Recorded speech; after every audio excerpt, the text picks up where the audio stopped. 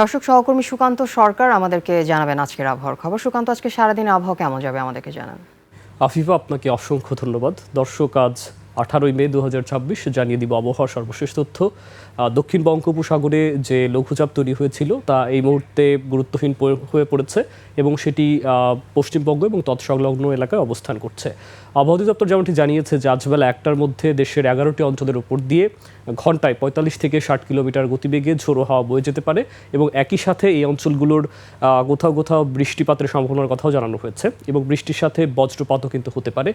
এই অঞ্চলগুলো হচ্ছে খুলনা, বরিশাল, বগুড়া, সিলেট এবং ঢাকার কথাও জানানো হয়েছে। যেমন হচ্ছে যে আজকে জানানো হয়েছে যে আজ ঢাকা সহ আশপাশের অঞ্চলের ওপর দিয়ে কিন্তু বেলা 1টার মধ্যে ঝোড়ো হাওয়া বয়ে যেতে পারে এবং একই সাথে বৃষ্টি এবং বজ্রবৃষ্টির সম্ভাবনার কথাও জানানো হয়েছে। আমরা একটু লক্ষ্য করব যে এই মুহূর্তে ঢাকা সহ আসলে আশপাশের অঞ্চলের তাপমাত্রা কেমন। আমরা দেখছি যে ঢাকায় কিন্তু এই মুহূর্তে 31 ডিগ্রি সেলসিয়াস তাপমাত্রা লক্ষ্য করছে এবং গাজীপুর, মানিকগঞ্জে আমরা দেখছি যে 31 ডিগ্রি এবং ফরিদপুর আমরা দেখতে পাচ্ছি 31 ডিগ্রি। আমরা দেখছি যে নাটোরে 31 ডিগ্রি, রাজশাহীতে 31 ডিগ্রি আমরা দেখতে পাচ্ছি। কিশোরগঞ্জের দিকেও কিন্তু তাপমাত্রা বেশ কিছুটা বেশি, অর্থাৎ সারা দেশে এই মুহূর্তে বৃষ্টি কিছুটা কম, যার কারণে তাপমাত্রাও কিন্তু 30-29 এরকমই বিরাজ করছে।